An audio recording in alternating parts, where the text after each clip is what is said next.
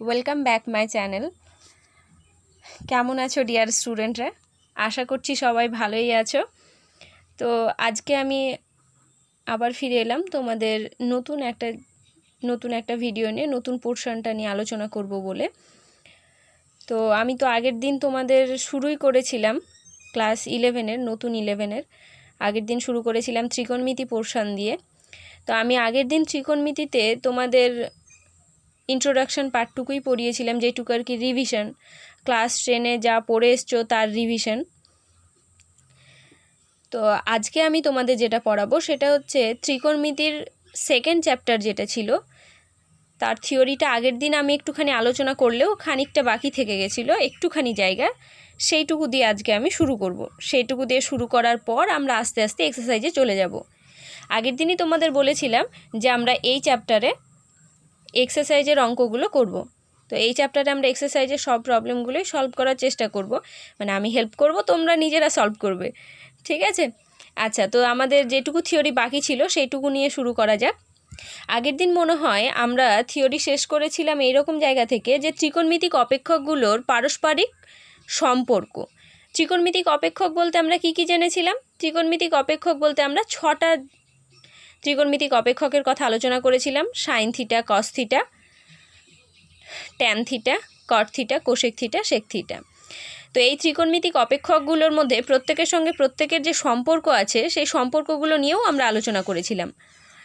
আজকে আমরা তার পরের জায়গাটা থেকে পড়ব। তার পরের জায়গাটা হচ্ছে এই যে পার্টটা ছিল, যে থিওরিটা, সেটা ত্রিকোণমিতিক অপেক্ষকগুলোর মানের সীমা। আচ্ছা, ত্রিকোণমিতিক যে অপেক্ষকগুলো আমরা পড়লাম তাদের কি সব মানই সবাই নিতে পারে? সেই যে সীমারেখা আছে কি না, সেই ব্যাপারটা নিয়ে আজকে আমরা ডিসকাস করব, ঠিক আছে? তো চলো সময় নষ্ট না করে শুরু করা যাক। আচ্ছা, ত্রিকোণমিতিক অপেক্ষকগুলোর মানের সীমা। ত্রিকোণমিতিক অপেক্ষক বলতে প্রথমে আমি সাইন থিটা তুলে নিলাম। তাহলে সাইন থিটা মানে আমরা কি বুঝি? সাইন থিটা মানে আমরা জানি লম্ব বাই অতিভুজ, ঠিক আছে? আবার কস থিটা মানেও আমরা জানি ভূমি বাই অতিভুজ।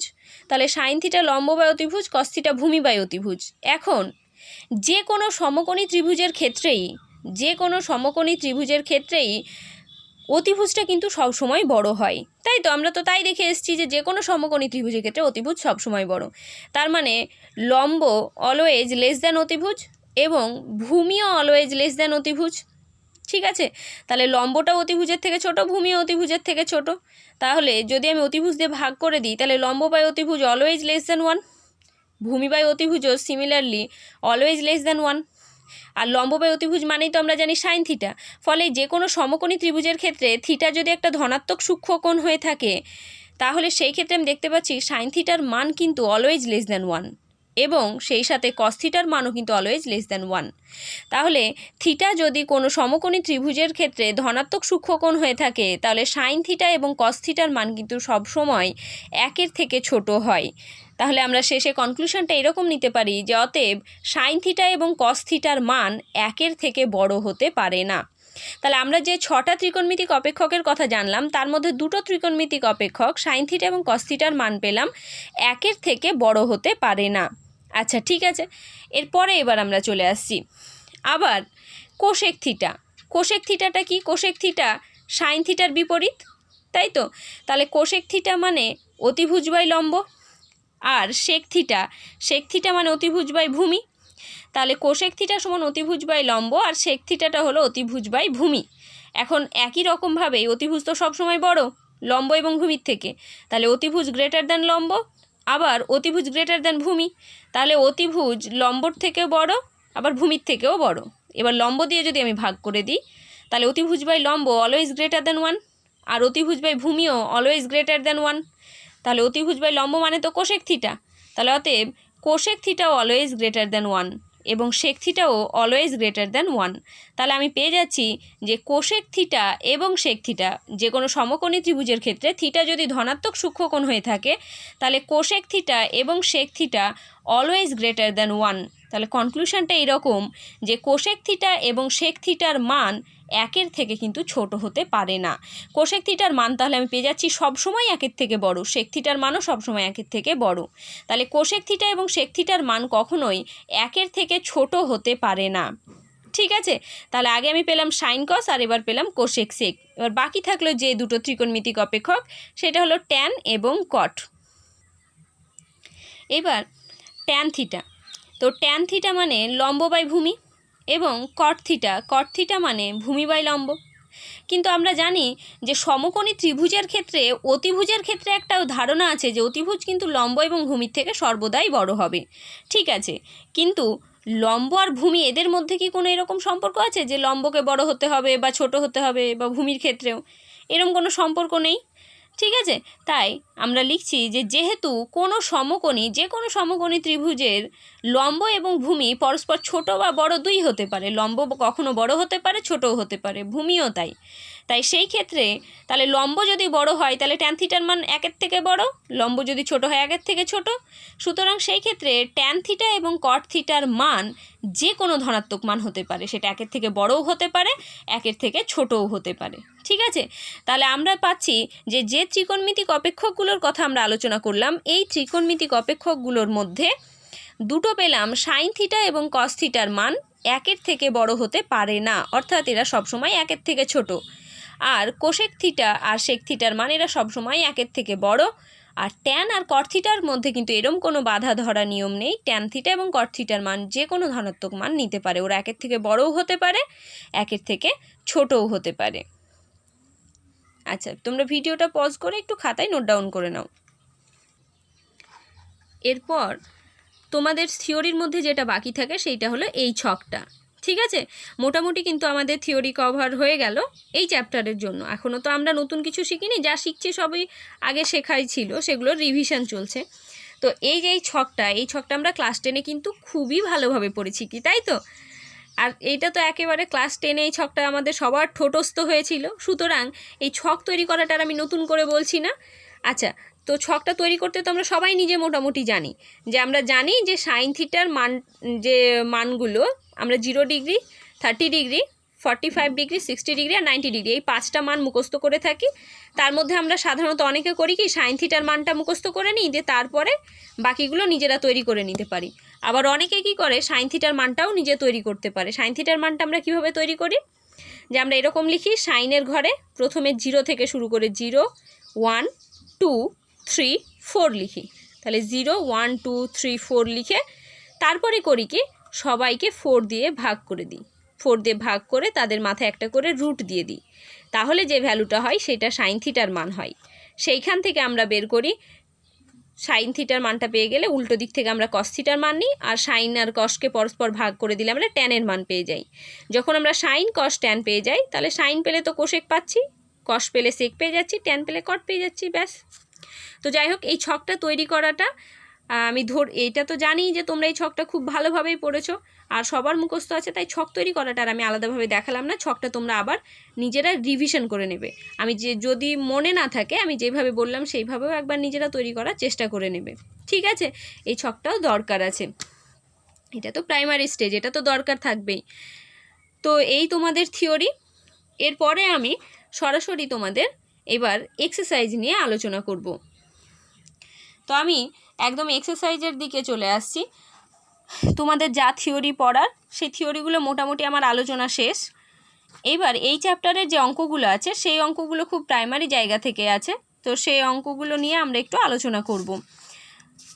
আচ্ছা, তোমাদের আগের দিন বলেছিলাম যে থিওরি পড়ার যদি শেষ হয়ে যায়, তাহলে থিওরি পড়ার সঙ্গে সঙ্গে কিন্তু তোমরা উদাহরণের অঙ্কগুলো দেখবে। ঠিক আছে, আমি আগেও আমার অন্যান্য স্টুডেন্টদের বলেছি, তোমাদের আগের স্টুডেন্টদের বলেছি, তোমাদেরও আবারও বলবো যে শুধু এক্সারসাইজ করাই যথেষ্ট নয়, এক্সাম্পল কিন্তু করতেই হবে। ঠিক আছে, তো এক্সারসাইজ আমি তোমাদের ছায়া প্রকাশনীর বই থেকে কয়েকটা এক্সারসাইজ নিয়ে আলোচনা করব। তো এক্সারসাইজ তোমাদের আমি প্রথমে এমসিকিউগুলো নিয়ে একটু দেখে নিই। আচ্ছা, আশা করছি তোমাদের সবার কাছেই বই আছে, তাহলে আমি এমসিকিউগুলো নিয়ে এবার ডিসকাস করব। তো তোমাদের এমসিকিউ, ছায়া প্রকাশনীর বইয়ের প্রথমে যে এমসিকিউটা দেওয়া আছে সেটা তো একটা theory, sec square A minus tan square এ এর মান। তাহলে sec square A minus tan square এ এর মান, এটা তো থিওরি তোমরা জানো।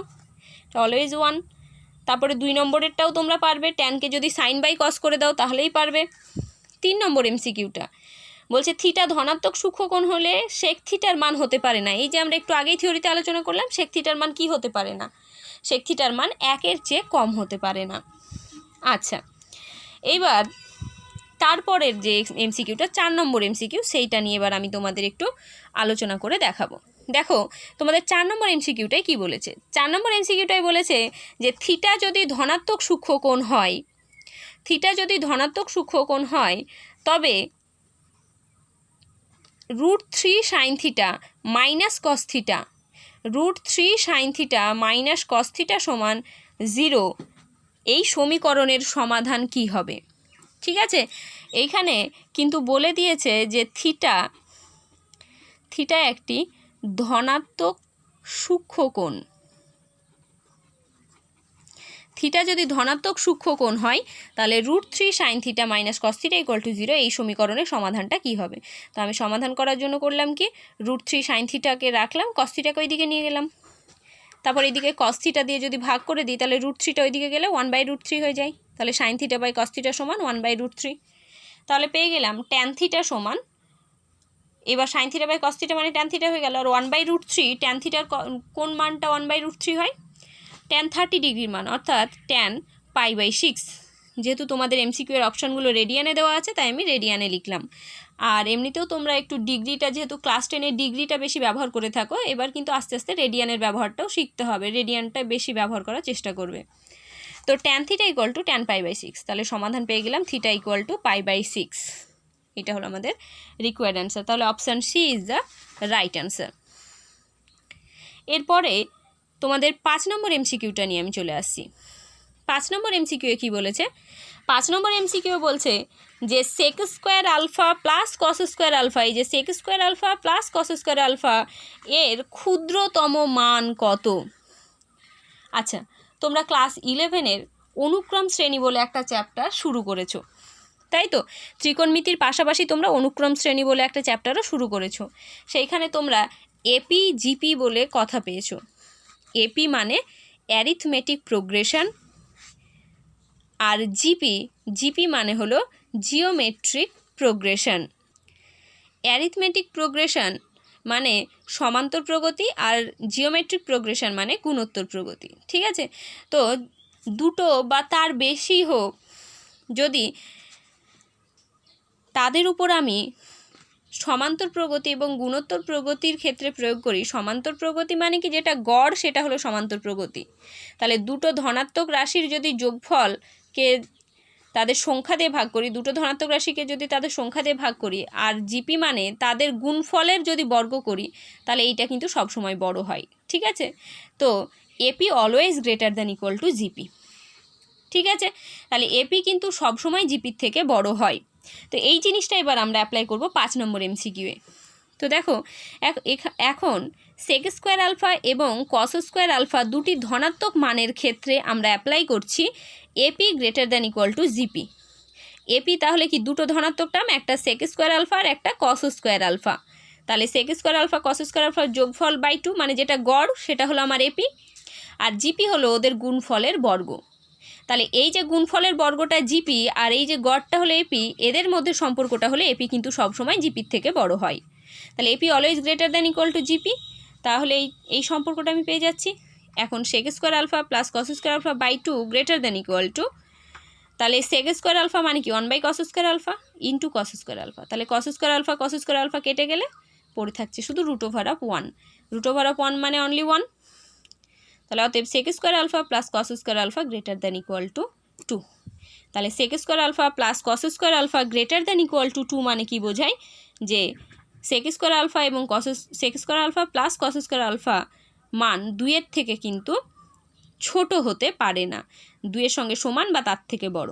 তাহলে ক্ষুদ্রতম মান কি? ক্ষুদ্রতম মান 2। তাহলে option C is the right answer. আচ্ছা, এরপরে আমি চলে আসছি তোমাদের 6-এর এমসিকিউটা নিয়ে। 6-এর এমসিকিউটাই একদম 5-এর এমসিকিউটার মতোই সিমিলার। এইখানে তোমাকে বলছে sign theta into cos theta এর বৃহত্তম মান নির্ণয় করো। তাহলে আমাকে বের করতে হবে সাইন থিটা ইন্টু কস থিটা। ঠিক আছে, তো আমি একটা কাজ করলাম, আমি করলাম কি সাইন স্কোয়ার, বর্গ করছি মানে তো অবশ্যই ধনাত্মক, কস স্কোয়ার, তাহলে sine square theta cos square theta এই দুটো ধনাত্মক মানকে তুলে নিলাম। তো সাইন স্কোয়ার থিটা এবং কস স্কোয়ার থিটা দুটি ধনাত্মক মানের ক্ষেত্রে এবার আমি আবার AP greater than equal to জিপিটা প্রয়োগ করছি। ঠিক আছে, তো এপি মানে বুঝতেই পারছো, আগের অঙ্কে করলাম আমি, এপি মানে গড়টা আর জিপি মানে গুণফলের বর্গ।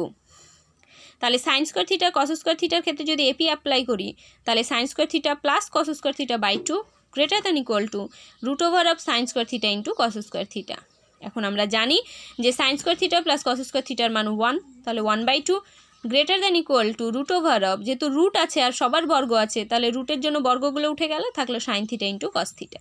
তাহলে আমি পেয়ে গেলাম sign theta into cos theta less or equal to half. ঠিক আছে, তার মানে কি বোঝায় যে সাইন থিটা ইন্টু কস থিটার মান অলওয়েজ হাফের সঙ্গে সমান বা তার থেকে ছোট। তাহলে সাইন থিটা ইন্টু কস থিটার বৃহত্তম মান কি হতে পারে? সাইন থিটা ইন্টু কস থিটার বৃহত্তম মান হাফ। ঠিক আছে, তাহলে option A is the right answer here. আচ্ছা, এরপরে তোমাদের যে এমসিকিউটা আছে, তো এরপরে 7 যে এমসিকিউটা আছে সেইটা তোমাদের জন্য থাকলো, সেখানেও তোমরা এপি আর জিপিটা অ্যাপ্লাই করবে। ঠিক আছে, কিন্তু একটুখানি আলাদা, সেখানে এপি জিপি অ্যাপ্লাই করবে কার উপর না 9 ট্যান স্কোয়ার থিটা আর 4 কট স্কোয়ার থিটার উপর। 9 ট্যান স্কোয়ার থিটা এইটা পুরোটাকে মিলে একটা টার্ম, একটা ধনাত্মক রাশি, আর এইটা পুরোটা একটা ধনাত্মক রাশি, এই দুটো ধনাত্মক রাশির উপর আমরা এপি জিপিটা অ্যাপ্লাই করব। ঠিক আছে, তাহলে এদের উপর এপি অ্যাপ্লাই করলে গড়টা আর জিপি অ্যাপ্লাই করলে এই রাশিমালাটা। এইখান থেকে এবার বাকিটা তোমাদের কাজ থাকলো। ঠিক আছে, আচ্ছা, এরপরের এমসিকিউ আমি চলে যাচ্ছি সরাসরি তোমাদের 10 নম্বর এমসিকিউয়ে। বাকি এমসিকিউগুলো তোমরা নিজেরা চেষ্টা করবে, আশা করছি পারবে। যেগুলো আমার মনে হয়েছে আটকানোর মতো সেগুলো আমি তোমাদের আলোচনা করে দিচ্ছি, বাকিগুলো তোমরা পারবে। আর যদি না পারো তাহলে অবশ্যই আমার সঙ্গে কন্ট্যাক্ট করবে, যদি অসুবিধে থাকে কোথাও আমি অবশ্যই সলভ করিয়ে দেবো। এরপরে তোমাদের চলে যাচ্ছে আমি 10 নম্বর এমসিকিউয়ে। 10 নম্বর এমসিকিউয়ে কী বলছে? 10 নম্বর এমসিকিউ বলছে যে ট্যান থিটা সমান এ বাই বি, ট্যান থিটা সমান এ বাই বি হলে আমাকে একটা রাশিমালা দিয়েছে, তার মান কি হবে? ঠিক আছে, আচ্ছা আমি রাশিমালাটা একটু দেখে নিচ্ছি কি দিয়েছে। দেওয়া আছে যে A sine theta plus B cos theta আর A sine theta minus B cos theta, তার মানে সাইন থিটার সঙ্গে এ আছে, কস থিটার সঙ্গে বি আছে। তো আমি করলাম কি ট্যান থিটাটাকে সরাসরি আমি সাইন কষে ভেঙে ফেললাম। তাহলে ট্যান থিটা মানে sine theta by cos theta equal to A by B. এখন দেখো সাইন থিটার সঙ্গে যেহেতু এ গুণ আছে আর কস থিটার সঙ্গে যেহেতু বি গুণ আছে, তাহলে খুব স্বাভাবিক আমাকে সাইন থিটার সঙ্গে এ আর কস থিটার সঙ্গে বি গুণ করতেই হয়। তাই আমি কিন্তু আমি তো শুধু শুধু একটা পক্ষে গুণ করতে পারবো না, আমাকে গুণ করলে উভয় পক্ষেই করতে হবে। তাই উভয় পক্ষকে আমি এ বাই বি দিয়ে গুণ করে দিলাম। পাশে অবশ্যই তোমরা এইগুলো লিখবে, যে লাইনে যে জিনিসটা তোমরা অ্যাপ্লাই করছো সেই যে ইন্ডিকেশনটা এটা অবশ্যই লিখবে যে উভয় পক্ষে এ বাই বি দিয়ে গুণ করে পাই। তাহলে A by B into sine theta by cos theta equal to A by B into A by B. তাহলে A sine theta by B cos theta equal to A square by B square. এইবার আমি সরাসরি apply করব যোগভাগ প্রক্রিয়া। ব্যাস, তাহলে ready. এবার যদি যোগভাগ প্রক্রিয়া অ্যাপ্লাই করি তাহলে A sine theta plus B cos theta, A sine theta minus B cos theta, আর এই টার্মটাই আমাদের দেওয়া আছে। তাহলে ওর মান কী পেয়ে যাচ্ছি? এদিক যোগভাগ করলে তো আমি এই পক্ষেও করবো, শুধু এক পক্ষে করলে তো হবে না, এদিকেও করছি। তাহলে এর মানটা আমি পেয়ে গেলাম A square plus B square by A square minus B square. তার মানে option A is the right answer.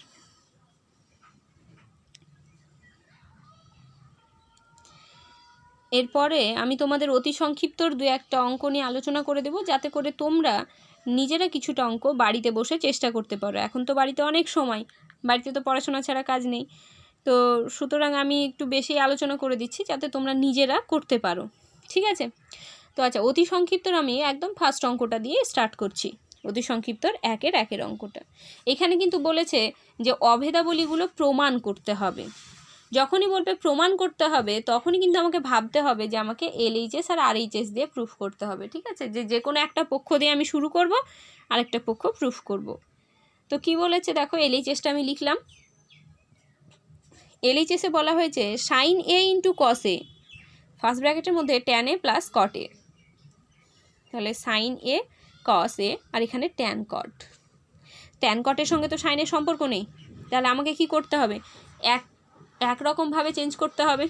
তো সেই জন্য আমি ট্যান আর কটটাকে সাইন কসে চেঞ্জ করে ফেললাম। তাহলে সাইন এ ইন্টু কসে ট্যানটাকে সাইন বাই কস করলাম আর কটটাকেও কস বাই সাইন করলাম। ঠিক আছে, পরের লাইনে সাইন এ ইন্টু কস এটাকে আনচেঞ্জ রেখে ভেতরেরটা ভগ্নাংশে যোগ করলাম। ভেতরেরটা ভগ্নাংশে যোগ করে দেখছি সাইনে কসে লসাগু, তাহলে সাইন স্কোয়ারে প্লাস কস স্কোয়ারে, তাহলে কোনাকুনি তো এই দুটো কেটেই গেল, আর বাকি তো সাইন স্কোয়ারে প্লাস কস স্কোয়ারের ভ্যালু 1ই হয়, এটা তো জানো। সুতরাং LHS ইকুয়াল টু RHS। এগুলো খুব সহজ জায়গা, তোমরা এমনিতেও পারতে, তবুও ফার্স্ট অঙ্ক বলে আমি ডিসকাস করলাম। এরপরে যে 2 নম্বর অঙ্কটা আছে একদম এরকমভাবেই হবে, সেম এরকমভাবে হবে, যেহেতু ওখানে দেখবে মাঝে মাইনাস দেওয়া আছে, তো মাঝে যেহেতু মাইনাস দেওয়া আছে তাহলে আমরা sine square A minus cos square A, যে এ নয় ওখানে দেওয়া আছে আলফা, তো আমরা sine square alpha minus cos square alpha আকারে পাবো। ঠিক আছে, আমি কিন্তু 2 নম্বরেরটার জন্য বলছি। তো sine square alpha minus cos square alpha আকারের পাবো, তো কস স্কোয়ার যে আলফাটা সেইটাকে তোমরা কিন্তু 1 মাইনাস সাইন স্কোয়ার আলফা লিখলেই চলে আসবে। ঠিক আছে, ওখানে যেহেতু মাইনাস আছে তো তোমরা কস স্কোয়ার আলফার জায়গায় লিখবে 1 মাইনাস সাইন স্কোয়ার আলফা, তাহলে 2 নম্বরটা প্রুফ করে নিতে পারবে। আর বাকি যে অঙ্কগুলো থাকলো, আচ্ছা তার মধ্যে আমি 3 নম্বরটা একটু ডিসকাস করে দিচ্ছি তোমাদের। 3 নম্বরেরটা বলেছে যেটা প্রুফ করতে হবে, তো আমি এখানেও আমি LHS দিয়ে শুরু করলাম, তোমরা চাইলে কিন্তু RHS দিয়েও শুরু করতে পারতে। তো LHS এ কী বলা হয়েছে, LHS equal to root over of 1 plus sine theta by 1 minus sine theta. সবসময় মনে রাখবে যে আমাকে LHS থেকে যেতে হবে ঠিকই, তাহলে আমার যাওয়ার রাস্তাটা শুরু LHS, কিন্তু আমাকে পৌঁছতে হবে RHS-এ। তাই আমি LHS দিয়ে অঙ্ক শুরু করলেও আমার চোখটা থাকবে RHS-এ যে আমাকে কী আনতে হবে, কিন্তু আমি দেখতে পাচ্ছি RHS-এ আছে, যেহেতু অঙ্কটা আমার সলভ করা আছে তাই RHS তো পেয়েছি, তো সেক থিটা আর ট্যান থিটা। ঠিক আছে, তাহলে সেক ট্যানে আমাকে আনতে হবে, মানে আমাকে রুট আগে উঠাতে হবে। ঠিক আছে, তো এই রুট ওঠানোর জন্য আমি কি করলাম, লব এবং হরকে 1 প্লাস সাইন থিটা দিয়ে গুণ করে দিলাম। ঠিক আছে, তাহলে লব এবং হরকে 1 প্লাস সাইন থিটা দিয়ে গুণ করে পাই, পাশে লিখে দিয়েছি। তাহলে যেহেতু উপরে দুটো হয়ে গেল, তাহলে 1 প্লাস সাইন থিটার হোল স্কোয়ার, আর নিচেরটা দেখো হয়ে গেল আগের থেকেই ছিল 1 মাইনাস সাইন থিটা, তার সঙ্গে 1 প্লাস সাইন থিটা, তাহলে 1 minus sine theta into 1 plus sine theta, a plus B into a minus B এর ফর্মুলা, তাহলে a square minus B square 1 minus sine square theta, তাহলে root over of 1 plus sine theta তার whole square by 1 minus sine square theta মানে cos square theta. এবার রুটের জন্য যদি বর্গগুলো উঠিয়ে দিই তাহলে পড়ে থাকলো 1 plus sine theta by cos theta. ঠিক আছে, এবার দুটো ভগ্নাংশ সেপারেট করে দাও, তাহলে 1 by cos theta plus sine theta by cos theta. 1 by cos theta মানে আমি পেয়ে গেলাম সেক থিটা, আর sine theta by cos theta মানে ট্যান থিটা, তাহলে sec theta plus tan theta, এটা ছিল আমাদের RHS, তাহলে প্রুফড। আচ্ছা, তোমরা ভিডিওটা পজ করে নোট ডাউন করে নাও খাতায়। এরপরের আরও একটা প্রবলেম আমি সলভ করে রেখেছি, যদিও ভিডিওটা একটু লেন্দি হয়ে যাচ্ছে, ঠিক আছে, যেহেতু সলভ করে রেখেছি বুঝিয়েই দিই, তোমরা হোমওয়ার্কগুলো কিন্তু অবশ্যই বাড়িতে প্র্যাকটিস করবে। আচ্ছা ঠিক আছে, তো 6 নম্বরেরটা নিয়ে আমি একটু ডিসকাস করব। 6 নম্বরেরটা একটু তোমাদের মনে হতে পারে, তাই বাকি যেগুলো থাকছে তোমার 3 নম্বর তো হয়েই গেল, 4 নম্বরটা একই রকমভাবে 3 নম্বরের মতো করে নিতে পারবে। 5 নম্বরেরটায় সাইন টু দি পাওয়ার 4 আর কস টু দি পাওয়ার 4কে 4-এর জায়গায়, মানে সাইন টু দি পাওয়ার 4কে আমি লিখতে পারি সাইন স্কোয়ারের whole square, cos to the power 4কে লিখতে পারি কস স্কোয়ারের whole square, a square minus B স্কোয়ারের ফর্মুলা অ্যাপ্লাই করবে। 6-এর MCQ 6-এর এটাই চলে এসো প্রবলেমটায়। 6-এর প্রবলেমটা LHS-এ কী বলেছে, LHS-এ বলেছে cos phi by 1 plus sine phi plus 1 plus sine phi by cos phi. আনতে হবে কি, RHS-এর দিকে চোখ রাখতে হবে, তো RHS-এ দেওয়া আছে 2 সেক ফাই। ঠিক আছে, তাহলে আমি আর কোনো সময় নষ্ট না করে সরাসরি ভগ্নাংশের যোগের দিকে এগিয়ে যাচ্ছি। ভগ্নাংশের যোগ করতে গিয়ে লসাগু হয়ে গেল cos phi into 1 plus sine phi, তাহলে এখানে cos phi into cos phi মানে cos square phi plus 1 plus sine phi whole square, সরাসরি ভেঙে দিলাম, তাহলে cos square phi plus a plus B whole স্কোয়ারের ফর্মুলা, তাহলে 1 plus 2 sine phi plus sine square phi, আর নিচে যা ছিল তাই। এখন cos square phi plus sine square ফাইকে আমি একসঙ্গে রাখলাম, আর বাকি থাকলো 1 প্লাস 2 সাইন ফাই, তাহলে sine square phi plus cos square phi মানে 1 প্লাস 1 প্লাস 2 সাইন ফাই, তাহলে 2 1 প্লাস 1 2 আর 2 সাইন ফাই, দুটোর থেকে যদি 2 কমন নিয়ে নিই তাহলে 1 plus sine phi by cos phi into 1 plus sine phi, তাহলে 1 plus sine phi 1 plus sine phi কেটে গেল, পড়ে থাকলো 2 বাই কস ফাই, আর 1 বাই কস ফাই মানে তো সেক ফাই, সুতরাং 2 সেক ফাই।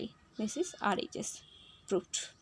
ঠিক আছে, আজকে ভিডিওটা একটু লেন্দি হয়ে গেল ঠিকই, তবুও চাপ নেওয়ার কিছু নেই। প্রবলেমগুলো খুব সহজ আছে, তোমরা সবাই চেষ্টা করবে নিজেরা সলভ করার। আর যদি কোনো অসুবিধা হয় অবশ্যই আমাকে জানাবে, আমি তোমাদের যথাসাধ্য চেষ্টা করব সাহায্য করার। আজকের ভিডিও এই পর্যন্তই। খুব ভালো থাকো তোমরা। Thank you.